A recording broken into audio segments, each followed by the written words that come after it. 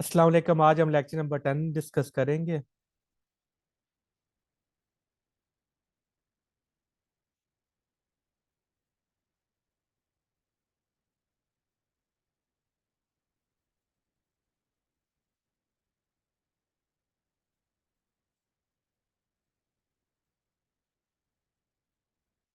सबसे पहला हमारा पॉइंट है सीडो फोर्स। तो ये हमारे पास क्या फोर्स होती है? इट इज़ अ फेक और इमेजिनरी फोर्स है। ये सिर्फ और सिर्फ हम मैथमेटिकल टूल के लिए इस्तेमाल करते हैं ताकि हम न्यूटन के लॉज को अप्लाई कर सकें। ये रियल फोर्स नहीं होती। लेकिन जो सेंटीपिटल फोर्स होती है वो रियल फोर्स होती है। लेकिन वो बजाते खुद कोई और वो बजाते खुद फोर्स नहीं होती, बल्कि कोई और फोर्स होती है जो सेंटीपिटल फोर्स बन जाती है। तो लिहाजा सेंटीपिटल फोर्स को आप सीडो फोर्स नहीं बोल सकते, बल्कि सेंटीपिटल फोर्स रियल फोर्स है, क्योंकि कोई और फोर्स गो के सेंटीपिटल फोर्स बन रही है, लेकिन है तो वो सेंटीपिटल फोर्स का काम करती। तो इसलिए दोनों में, या ये क्वेश्चन आपसे पूछा जाता है इंटरव्यू में, या यहाँ पे आप डेमो वगैरह देते हैं कि सीडो फोर्स रियल फोर्स है या इमेजिनरी, आप बोलेंगे इमेजिनरी फोर्स है।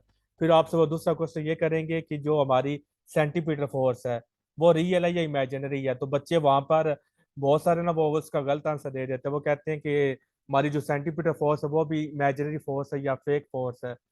वो गलत आंसर है। हमारी सेंटीपीटर फोर्स रियल फोर्स है, और सीडो फोर्स हमारी ये इमेजिनरी फोर्स है। ये सिर्फ और सिर्फ क्या काम करती है? न्यूटन के लॉज को नॉन इनर्शिया फ्रेम में अप्लाई करती है, वैलिड करवाती है। अगर ये हम ना कंसेप्ट इंट्रोड्यूस करवाते हैं तो फिर हमारे जो क्लासिकल मैकेनिक्स है, जो सारी न्यूटन के लॉज पे बेस करती है, उसने बहुत ज़्यादा डिस्टर्ब हो जाना था। क्योंकि हम बहुत ज़्यादा काम हम क्लासिकल मैकेनिक्स के साथ कर चुके थे न्यूटन के लॉज को लेकर। तो उन साइंटिस्ट ने कहा कि अब अगर हम यहाँ पर कुछ चेंज करते हैं, न्यूटन के लॉज को चेंज करते हैं, तो फिर हमारे लिए जो क्लासिकल मैकेनिक्स वो मेरे बहुत ज़्यादा डिफिकल्ट हो जाएगी। तो इसलिए फिर उन्होंने स्ट्रीट ऑफ फोर्स का कंसेप्ट इंट्रोड्यूस करवा के वो जो मुश्किल उनको पेश आ रही थी उसको सॉल्व कर दिया।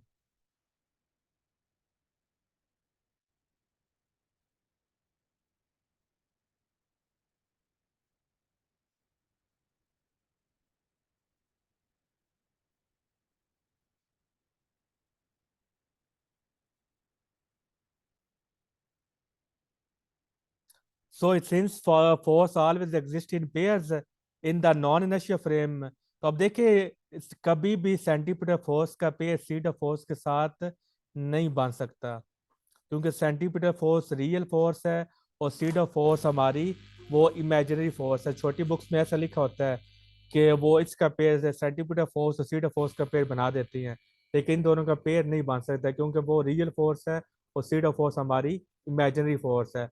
ये जस्ट हम मैथमेटिकल टूल के तौर पर हम इसको इस्तेमाल करते हैं, ठीक है। अब नेक्स्ट जो फ्रिक्शन है, इसका जो है ना पीपीएससी में काफी दफा इसके क्वेश्चंस आ चुके हैं फ्रिक्शन से related. It is always present in relative motion. Relative motion क्या होते हैं? जो एक दूसरे के रिस्पेक्ट से जो मोशन होते हैं उसको हम बोलते हैं relative motion. It always opposes the tendency of the relative motion. तो ये मोशन की टेंडेंसी को वो अपोज करती है। It x tangentially along the contact.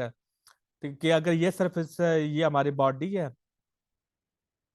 तो ये किसके तरफ एक्ट करेगी? इस डायरेक्शन में एक्ट करेगी। यानी जिस डायरेक्शन में आप वो अगर आप इस डायरेक्शन में मोशन करवा रहे हैं ना, तो ये फोर्स इस डायरेक्शन में एक्ट करेगी। अगर आप इस डायरेक्शन में मोशन करवा रहे हैं तो फोर्स इस डायरेक्शन में लगेगी। यानी कि हमेशा अलोंग द कॉन्टैक्ट वो ये फोर्स हमारी लगेगी। हमेशा टेंजेंशली अलोंग द कॉन्टैक्ट ये फोर्स लगेगी, परपेंडिकुलर ये फोर्स नहीं होगी, ठीक है। तो स्टैटिक फ्रिक्शन हमारी टाइप्स होती है, एक है स्टैटिक फ्रिक्शन, दूसरी है काइनेटिक फ्रिक्शन। अब जो स्टैटिक फ्रिक्शन है ये क्या होती है? It's present when the tendency of the relative motion is present. आई जब बॉडी रेस्ट पे हो तब वो कौन सी फोर्स अप्लाई होगी? Static friction. It is a self adjusting force. ये सेल्फ एडजस्टिंग फोर्स होती है। सेल्फ एडजस्टिंग फोर्स का मतलब ये है कि अगर मैं 2 न्यूटन की फोर्स लगा रहा हूँ, और जो हमारी सरफेस है, जो उसके पास जो मैक्सिमम फोर्स है वो 10 न्यूटन की है, कि 10 न्यूटन की फोर्स वो हमें लगा सकती है मैक्सिमम, उसको हम बोलते हैं लिमिटिंग फ्रिक्शन। लेकिन जब आप 2 न्यूटन की फोर्स लगाएंगे, वो बदले में 10 न्यूटन की फोर्स नहीं लगाएगी, बल्कि 2 न्यूटन की फोर्स ही लगाएगी। अगर आप 3 न्यूटन की फोर्स लगाते हैं, बदले में वो 3 न्यूटन की फोर्स अपोजिट डायरेक्शन में लगाएगी। तो अगर आप 9 न्यूटन की फोर्स लगा रहे हैं तो बदले में 9 न्यूटन की फोर्स ही मिलेगी। अगर 10 न्यूटन की फोर्स लगा रहे हैं तो बदले में आपको 10 न्यूटन की फोर्स मिलेगी। तो यहाँ तक मोशन नहीं हो पाएगी क्योंकि मैक्सिमम फोर्स उसके पास 10 है और हम भी 10 फोर्स लगा रहे हैं, तो यहाँ पर मोशन नहीं होगी। लेकिन जैसे ही आप 11 लगाएंगे तो वो सिर्फ क्या कराएगी, वो 10 ही लगा सकती है, इससे ज्यादा वो नहीं लगा सकती। तो हम क्या करेंगे, मूव करना शुरू कर देंगे। तो यहाँ पर जब वो मूव करेगा तो यहाँ पर स्टैटिक फ्रिक्शन का काम खत्म हो गया, क्योंकि जैसे ही बॉडी मूव करती है स्टैटिक फ्रिक्शन क्या हो जाती है, गायब हो जाती है, वो मतलब इनएक्टिव हो जाती है। तो आपने ये फील भी किया होगा कि अगर एक बॉडी है ना, उसको आप मूव करवा रहे हैं तो वो अभी मूव नहीं कर रही, तो आपको ज्यादा फोर्स आप लगाते हैं। लेकिन जैसे ही वो मूव करना शुरू कर देती है, फिर आपकी जो ना आप फील करते हैं कि अब ये हम कम फोर्स लगाने से भी ये हमारी जो बॉडी है ये मूव कर रही है।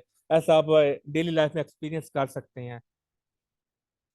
तो the limiting friction is the maximum static friction. नाम कंफ्यूज करता है कि लिमिटिंग का इंग्लिश का मतलब होता है कम से कम, लेकिन फिजिक्स में क्या है, लिमिटिंग फ्रिक्शन क्या है, मैक्सिमम स्टैटिक फ्रिक्शन होती है। जहां पे कोई क्वेश्चन है तो फौरन आपने पूछ लेना है। When the limit of the static friction ends, then the body starts to move. जब ये हो ना कि static friction is equal to applied force, तो बॉडी मूव नहीं करेगी। The kinetic friction is present when relative motion is present. जब motion start हो जाएगी तो काइनेटिक फ्रिक्शन एक्टिव हो जाएगी और हमारी स्टैटिक फ्रिक्शन डीएक्टिवेट हो जाएगी। इट इज ऑलवेज या कांस्टेंट फोर्स, ये हमारी कांस्टेंट फोर्स होती है। लेकिन जो स्टैटिक फ्रिक्शन होती है ये हमारी सेल्फ एडजस्टिंग फोर्स होती है, यानी कि वेरिएबल फोर्स होती है, ये हमारी कांस्टेंट फोर्स नहीं है। यहाँ पर आप देख भी सकते हैं कि जब आपने 2 न्यूटन फोर्स लगाई तो उसने भी 2 न्यूटन फोर्स लगाई, जब आपने 3 लगाई तो 3 लगाई, यानी यहाँ पे फोर्सेस क्या हो रही हैं, चेंज हो रही हैं। तो ये सेल्फ एडजस्टिंग फोर्स है, यानी कि वेरिएबल फोर्स है। लेकिन काइनेटिक फ्रिक्शन ये हमारी कांस्टेंट फोर्स होती है, ये हमारी फोर्स बदलती नहीं है।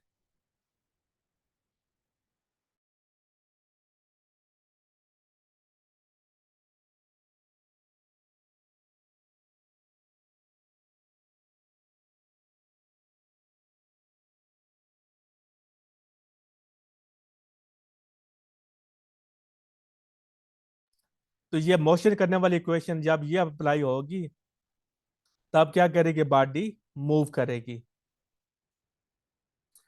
The kinetic friction is always less than the limiting friction. यहाँ पर लेस नहीं आना चाहिए, ग्रेटर देन आना चाहिए, क्योंकि जो काइनेटिक फ्रिक्शन है वो ग्रेटर होती है।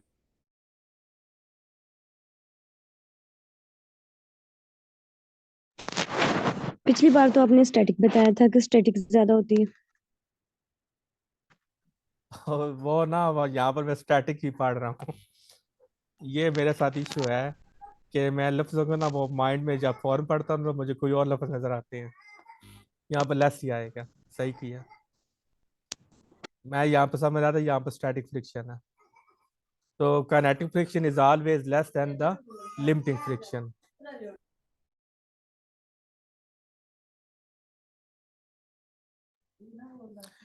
तो at rest static friction is equal to applied force just above to move. अभी आप मूव करना शुरू कर रहे हैं, अभी मूव नहीं किया। तो जो अब ये जो ना वर्ड है ना, जस्ट अबाउट टू मूव, यहाँ पर अबाउट आता है, अबाव नहीं आता, जस्ट अबाउट टू मूव। कि अभी आप मूव करने ही वाले हैं, मूव अभी किया नहीं है। उस वक्त जो फोर्स होती है वो हमारी क्या होती है, लिमिटिंग फ्रिक्शन, वो हमारी एक्टिव हो जाती है, वो यानी कि मैक्सिमम फोर्स सरफेस अप्लाई करती है। तो तब हमारी जो फोर्स होती है वो हमारी क्या होती है, लिमिटिंग फ्रिक्शन। और वो किसके इक्वल होती है, mu s multiply by N. तो ये हमारे पास कोफिशिएंट ऑफ स्टैटिक फ्रिक्शन है और ये हमारे पास नॉर्मल फोर्स होती है, नॉर्मल रिएक्शन से हम कहते हैं। जब हम स्लाइडिंग या मूव करते हैं तो फिर क्या होता है, kinetic friction is equal to mu k N mu. हो जाता है। कोई क्वेश्चन पूछना है?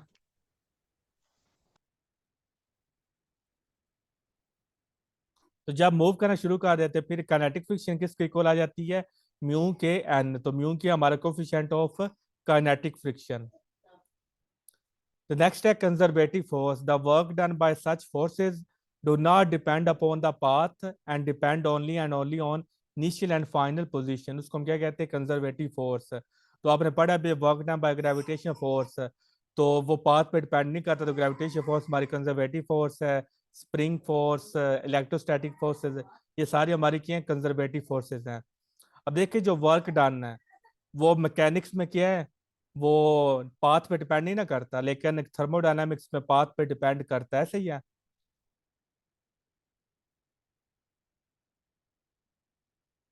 मैकेनिक्स में जो वर्क होता है वो पाथ इंडिपेंडेंट होता है, लेकिन थर्मोडायनामिक्स में वर्क क्या होता है, पाथ डिपेंडेंट होता है। तो एक चीज को आपने याद रखना है, तो दूसरी आप उसके ऑपोजिट होती है, या मैकेनिक्स वाला याद रख लें या थर्मोडायनामिक्स का याद रख लें। और ये बहुत इंपॉर्टेंट क्वेश्चन है। Work done by conservative forces in a close path is always equal to zero. ये एमसीक्यू पीपीएससी में आ चुका है।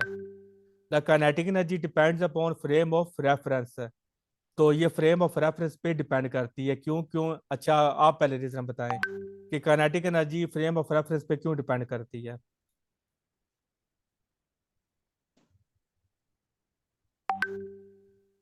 राबिया।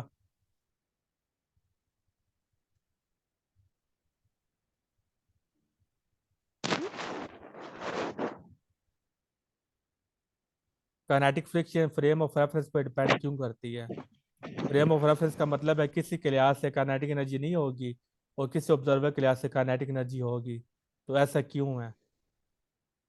क्योंकि हमने अभी पढ़ा है कि मोशन जो है वो रिलेटिव होती है। तो जी। कोई भी बॉडी कंजर्वेटिव जब होती है। काइनेटिक एनर्जी भी वो मतलब वेलोसिटी की हालत में होती है ना काइनेटिक एनर्जी, तो जब हमारी मोशन ही रिलेटिव है तो फिर काइनेटिक एनर्जी भी हमारी किसी के लिहाज से ही होगी। अच्छा, ये तो आपने ठीक बताया, और फार्मूला इस मैथमेटिकली बता रहे हैं, वो तो आपने वो हमारी जो एनालिटिकल फोर्स है, जो हम जो पढ़ रहे हैं, हमने ये पढ़ा है कि ये कंजर्वेटिव है। ऐसे ना फील्ड हमारा, जी। तो हमने पहले ही बताया कि ये हमारे पास पाथ डिपेंडेंट होता है इनिशियल और फाइनल पॉइंट पे बस। नहीं, वो तो थर्मोडायनामिक्स में होता है पार्ट डिपेंडेंट, तो मैकेनिक्स में इसमें भी तो पाथ फाइनल और इंडिपेंडेंट इनिशियल होता है। वेलोसिटी यूज करते हैं ना, तो कंजर्वेटिव में तो भी यही बताना है हमने, जी। इनिशियल और फाइनल होगी।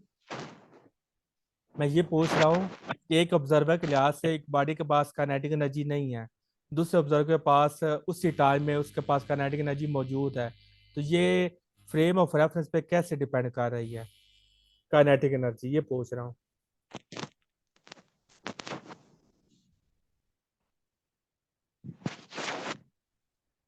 अब ये देखिए ना, काइनेटिक एनर्जी किस पे डिपेंड कर, अच्छा ये बताइए, जो वी स्क्वेयर है, ये जो हमारा वी है, ये वेलोसिटी है या स्पीड है?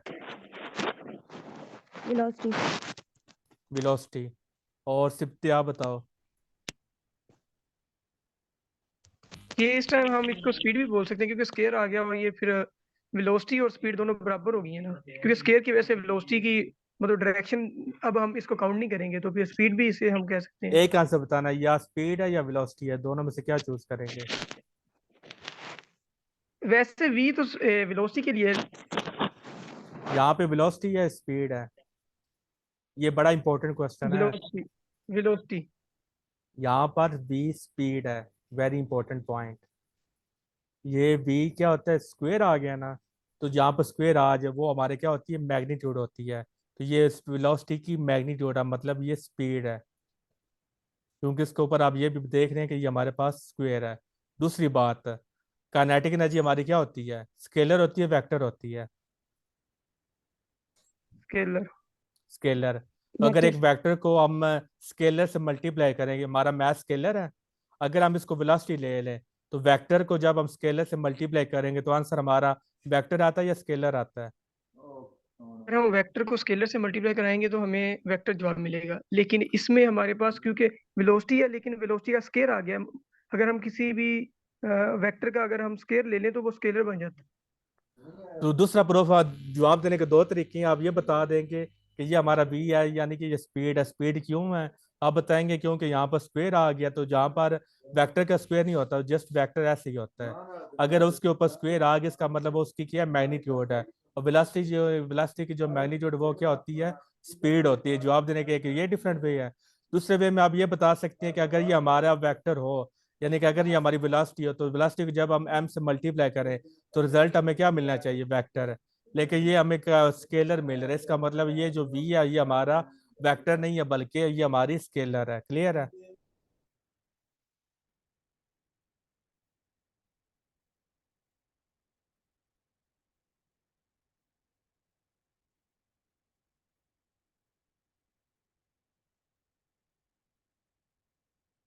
क्लियर है ये बात? जी सर ठीक है। राबी आपको नहीं, क्या क्लियर नहीं हुआ? आपने पूछा ना कि काइनेटिक एनर्जी का फ्रेम ऑफ रेफरेंस क्यों लेते हैं, वो तो बताएं दूसरा क्यों लेते क्वेश्चन है हैं। ना। पहले इस क्वेश्चन का बताएं कि ये जो स्पीड वाला वो क्लियर वेलोसिटी। है मेरा। अच्छा अब देखिए, ये मैंने आपको बताया था कि मोशन रिलेटिव होती है। अब ये हमारे पास क्लियर हो गया, ये हमारे पास क्या होती है, स्पीड होती है। तो एट अ टाइम एक बॉडी के लिए आप रेस्ट में भी हो सकते हैं और एक बॉडी के लिए आप मूव भी कर सकते हैं, ऐसे ही है ना। अगर आप बस में बैठी जी हैं, बिल्कुल। तो जब आप बस में बैठी हैं तो जो दूसरा बंदा है वो आपके रिस्पेक्ट में वो मूव नहीं कर रहा, उसकी ये जो स्पीड है वो क्या जीरो है। तो जब जीरो को हम से मल्टीप्लाई करें तो आंसर क्या आ जाएगा, जीरो। तो यानी कि आपके रिस्पेक्ट से जो सामने आपके बंदा बैठा है उसकी काइनेटिक एनर्जी जीरो है, क्योंकि वो मूव नहीं कर रहा। लेकिन जो बस के बाहर बंदा खड़ा है उसके लिहाज से तो मूव कर रहा है ना, तो उसकी बी की कोई ना कोई वैल्यू होगी, तो उसके मुताबिक उसके पास काइनेटिक एनर्जी होगी। तो एट अ टाइम आपके रिस्पेक्ट से उसकी काइनेटिक एनर्जी जीरो है, लेकिन दूसरे के रिस्पेक्ट से उसकी kinetic energy half m v square है। तो इसलिए जो काइनेटिक एनर्जी वो फ्रेम ऑफ रेफरेंस पे डिपेंड करती है। अगर आपसे पूछे क्यों डिपेंड करती है, तो आपने बोलना है क्योंकि काइनेटिक एनर्जी किस पे डिपेंड करती है, स्पीड पे डिपेंड करती है। और स्पीड हमारी क्या होती है, हमेशा रिलेटिव होती है। तो जब ये रिलेटिव, इसका मतलब हमारी काइनेटिक एनर्जी भी फ्रेम ऑफ रेफरेंस पे डिपेंड करती है।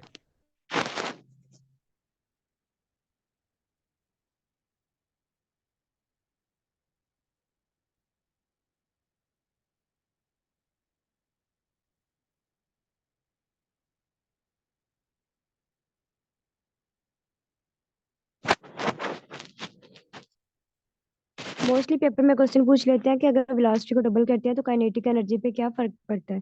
तो आप तो बोल रहे हैं ये स्पीड है, फिर वेलोसिटी कहाँ गई इसकी। कहाँ पे लिखा, वहां पर स्पीड ही लिखा होगा, वेलोसिटी नहीं लिखा होगा। वेलोसिटी की मैग्नीट्यूड लिखा होगा। वो भी आप मुझे क्वेश्चन दिखा ऐसा रहे हैं, भी यहाँ पर नहीं है, लिखा उन्होंने हो। ये बताया कि अगर वेलोसिटी जी, आप डबल कर रहे हैं तो आप ये बताएं कि काइनेटिक एनर्जी पे क्या फर्क पड़ता है। वो आप मुझे क्वेश्चन दिखाइएगा। मैं अभी शेयर कर देती हूँ।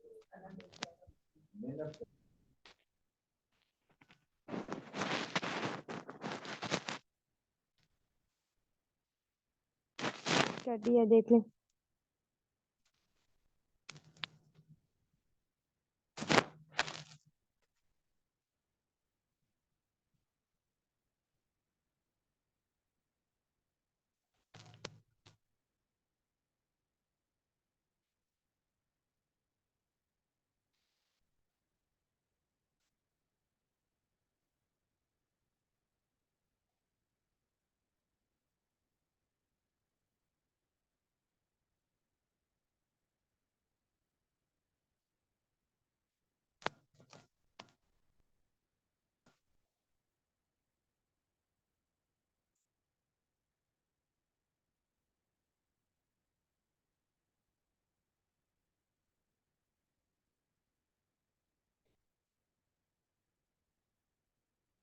अब देखिए यहाँ पे क्या लिखा है, kinetic energy depends on the velocity of the object squared. तो इसका मतलब हमारे पास क्या, और ये आप देखना, ये जो आपने लिखा है ना, इसका मतलब क्या बनता है, इसका दूसरा मीनिंग यही है कि ये हमारे पास मैग्नीट्यूड ऑफ द वेलोसिटी है। क्योंकि जब हम वेक्टर का नहीं स्क्वायर तो वैसे लेते कुछ हैं। नहीं। जी, कोई नहीं। क्या? कुछ नहीं। तो यानी कि यहाँ पर जब लिखा है ना, यहाँ पे उसने वैसे गलत लिखा है, उसको ये नहीं लिखना चाहिए था कि this means that when the velocity of an object doubles its kinetic energy quadruples. ये क्वेश्चन उसने ये लिखना नहीं चाहिए, क्योंकि ये हमारे पास स्पीड होती है, ये वेलोसिटी नहीं होती। क्योंकि वेलोसिटी वेक्टर का कभी भी आपने स्क्वायर देखा है, ये आप मुझे बताएं, कोई ऐसा वेक्टर जिसका आपने स्क्वायर देखा हो। वेक्टर का आप स्क्वायर नहीं ले सकते, क्योंकि वेक्टर एक वो उसके डायरेक्शन भी होती है और मैग्नीट्यूड भी होती है। आप देखिए, ये हमारे पास अगर वेक्टर है ना, तो उसकी दो चीजें होती हैं, ये एक हमारे पास मैग्नीट्यूड होगी और दूसरी हमारे पास डायरेक्शन होगी। अब डायरेक्शन का तो अगर आपने इसका स्क्वायर लेना है वेक्टर का, तो इसका मतलब है वी का भी स्क्वायर होना चाहिए और जो डायरेक्शन है उसका भी स्क्वायर होना चाहिए। तो जरा डायरेक्शन का अच्छा स्क्वायर मुझे हो नहीं सकता जी। मोमेंटम वेक्टर है स्केलर है। मोमेंटम वेक्टर है। वेक्टर है, जब हम काइनेटिक एनर्जी फाइंड आउट करते हैं तो हम लिखते हैं ना पी स्क्वायर। हाँ, तो वो जो वहां पर पी है ना, पी स्क्वेयर, वो स्केलर है, वो मतलब वो उसकी मैग्नीट्यूड है। दो चीजें होती है ना, ये वेक्टर। देखिए, ये वेक्टर है ना, ये वेक्टर है। तो उसकी दो चीजें होंगी, एक उसकी मैग्नीट्यूड होगी जिसको हम बोलेंगे पी, दूसरी उसकी डायरेक्शन होगी, ऐसे ही है ना। तो जब हम लेते हैं ना, हम ये वाली उसमें टर्म लेते हैं। आप ये सिंपल फार्मूला भी देखा होगा, p is equal to m v लिखते हैं। तो हम इस पर कोई वेक्टर का साइन नहीं डालते, तो जब हम वेक्टर का साइन नहीं डालेंगे, इसका मतलब है वहां पर हम उसकी मैग्नीट्यूड ले रहे हैं। अगर अदरवाइज इसका ये रिलेशनशिप बनता है, अगर हम वेक्टर फार्मूले के ये फार्मूला बनता है। लेकिन जब हम फार्मूला यूज कर हम क्या करते हैं, simple p is equal to m v करते हैं। तो इसका मतलब वहां पर पी की भी मैग्नीट्यूड है और वी की भी मैग्नीट्यूड है। अब क्लियर है? नहीं है तो मैं हाँ जी। मजीद आपको बता देता हूँ। नहीं नहीं, बस हो गया। तो इसमें हमारा जो वी स्क्वेयर, वो हमारी वो स्केलर होती है, मतलब स्पीड है। ये ना बड़ा ट्रिकी क्वेश्चन है, जैसे आप कंफ्यूज हो गए थे। ये इंटरव्यू में से बड़ा ये फेमस क्वेश्चन है। तो आपसे पूछते हैं कि काइनेटिक एनर्जी में हाफ एम वी स्क्वेयर में वी हमारा क्या होता है। तो सारे यहाँ पर वेलोसिटी ही आंसर देते हैं, मेजोरिटी ऑफ है। तो लेकिन ये हमारे पास स्पीड है, क्योंकि वेक्टर का स्क्वेयर हम नहीं ले सकते। खुद ही आप सोचिए, वेक्टर का स्क्वेयर लेने का मतलब क्या है। वेक्टर में दो चीजें हैं, मैग्नीट्यूड और direction.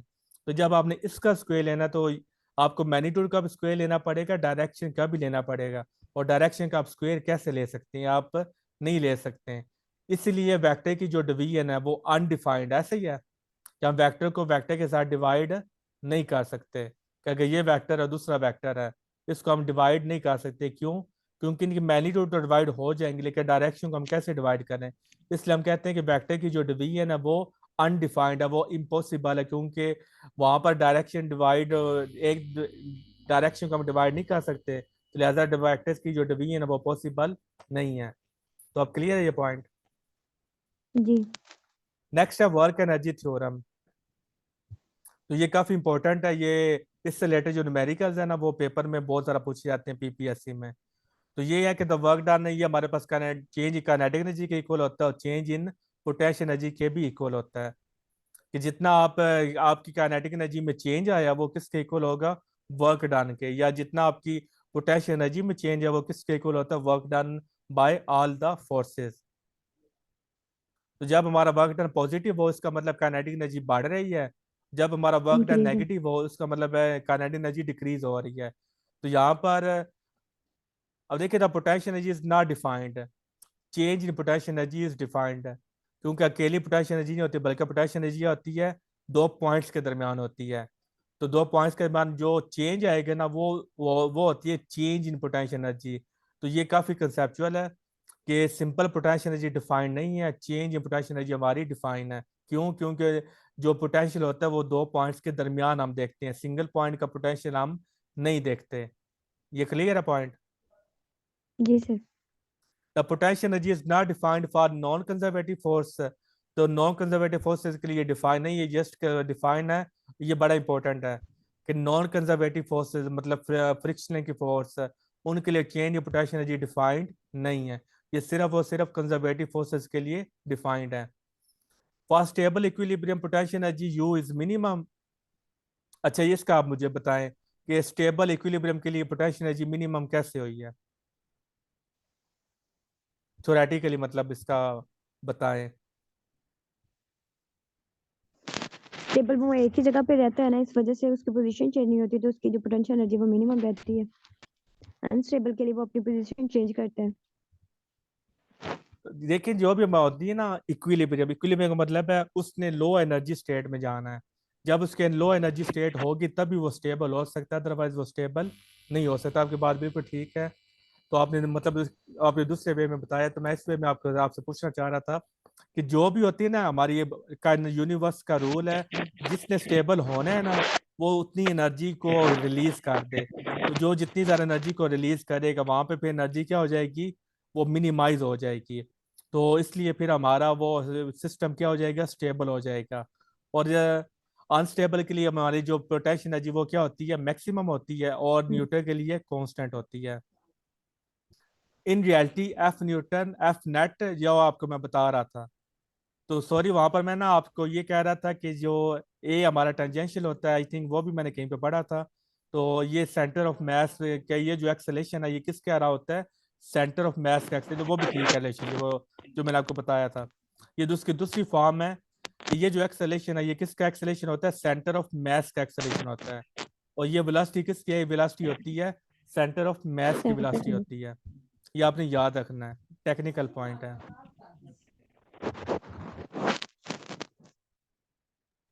Momentum P of system is equal to mv of of mass.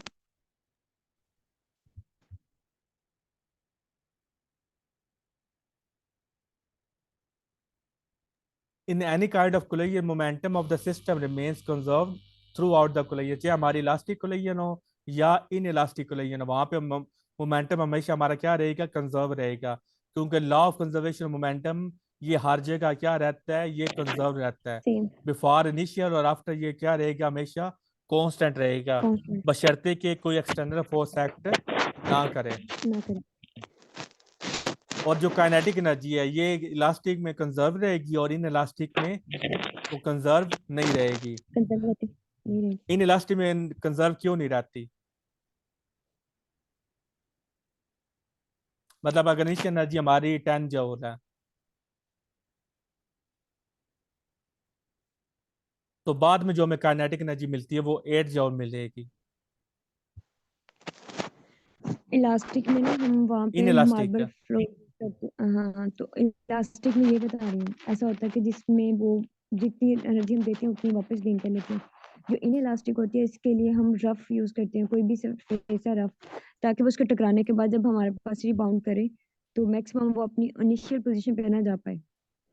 Unused यहाँ पर वो साउंड में एनर्जी कन्वर्ट हो जाती है, हीट में हो जाती है और उस बॉडी हीट को में और डीफॉर्म करने में यूज हो जाती है। हम्म, लेकिन जो टोटल एनर्जी है क्या वो दोनों कोलिजन में कंजर्व रहेगी या नहीं रहेगी, टोटल एनर्जी? जी कंजर्व रहेगी। टोटल एनर्जी हमेशा कंजर्व रहती है, जैसे लॉ का ये मोमेंटम है ना, तो मोमेंटम हमेशा कंजर्व रहता है। लेकिन जो काइनेटिक एनर्जी एनर्जी की एक टाइप है, ये कंजर्व हो भी सकती है नहीं भी हो सकती। लेकिन जो टोटल एनर्जी है वो यहाँ पर भी कंजर्व रहेगी, चाहे कोलेजन इलास्टिक हो चाहे कोलेजन इन इलास्टिक हो। क्यों? क्योंकि यहाँ पर जो दो जॉन एनर्जी कम हुई थी वो साउंड में कन्वर्ट हो जाएगी, वो हीट में कन्वर्ट हो जाएगी, वो बॉडी को डीफॉर्म करने में यूज हो जाएगी। तो टोटल हमारी एनर्जी हमेशा क्या रहती है, कांस्टेंट ही रहती है। विदाउट सोचने की ये बात ही नहीं है, ऐसा इम्पॉसिबल है कि कहीं पे लॉ ऑफ कंजर्वेशन एनर्जी और law of conservation momentum apply ना हो, ये इम्पॉसिबल है। Perfectly in elastic collision after collision both body stick together, ये पहचान है। ये न्यूमेरिकल में आपसे ये आपसे वो पूछा जाएगा और ये काफी इंपॉर्टेंट न्यूमेरिकल होता है कि इन इलास्टिक को पहचान किया है कि बॉडीज क्या करती हैं, स्टिक हो जाती हैं। तो आपने न्यूमेरिकल भी इस तरह से आती है कि जो दो बॉडीज में इन इलास्टिक कोलिजन होती है तो बॉडी स्टिक कर जाती हैं, दोनों की कॉमन वेलोसिटी आप मालूम करें। तो वो एक फेमस फार्मूला है शॉर्टकट के लिए, वो फिर आप यूज करती हैं। तो ये इससे रिलेटेड जो न्यूमेरिकल है ना वो काफी ज्यादा पूछा जाता है, पीपीएससी में आ भी चुका है। और इन इलास्टिक में क्या होता है, काइनेटिक एनर्जी पहले ज्यादा होती है और फाइनल काइनेटिक एनर्जी हमारी कम होती है। और एनर्जी किस में वेस्ट हो जाती है, डीफॉर्मेशन में। और ये इंपॉर्टेंट पॉइंट है, अगर हमने देखना है कि कोई बॉडी कितनी इलास्टिक है या इन इलास्टिक है, तो ये रिलेशनशिप है, इसको हम ये ई का हमारा होता है। परफेक्टली इलास्टिक के लिए हम ई की वैल्यू 1 होती है, इन इलास्टिक के लिए ई की वैल्यू 0 होती है, अगर वो जो प्रैक्टिकल सिचुएशन होती है। क्योंकि ज़ाहिर प्रैक्टिकल में वो ना तो जीरो। कोई टोटली परफेक्टली इलास्टिक होता है ना ही परफेक्टली इन इलास्टिक होता है, बल्कि दोनों के दरमियान में होता है। तो तब ई की वैल्यू 0 से वो बड़ी होगी और 1 से छोटी होगी। अगर 0 छोटी। होगी तो वो इन इलास्टिक हो जाएगा, अगर 1 होगी तो वो इलास्टिक हो जाएगा। तो लेकिन प्रैक्टिकल सिचुएशन में या प्रैक्टिकल कोलिजन में ऐसा पॉसिबल नहीं होता, ना ही कोई परफेक्टली इलास्टिक होता ना ही परफेक्टली इन इलास्टिक होता, लिहाजा दोनों की वैल्यू दरमियान में होगी। तो ये इंटरव्यू का भी क्वेश्चन आपसे पूछ सकते हैं कि प्रैक्टिकली हमारे के लिए वो क्या वो वैल्यू बनती है। तो ये आज के लेक्चर यहाँ पे ख़त्म हुआ। तो हमारे 10 लेक्चर्स हो चुकी हैं। इसके एमसीक्यूज वो मैं और ना पीछे वाले के भी जो। आप ना मुझे रिमाइंडर दे दिया करें, क्योंकि थोड़ा सा ना अभी वो बिजी हूँ आजकल। तो इसलिए ना वो मुझे माइंड में नहीं रहता, तो आप ना मुझे वो रिमाइंडर बस दे दिया करें।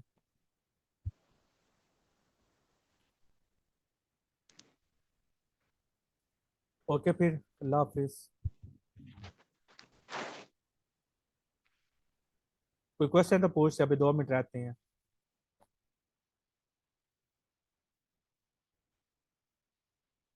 कोई क्वेश्चन तो पूछ सकते हैं।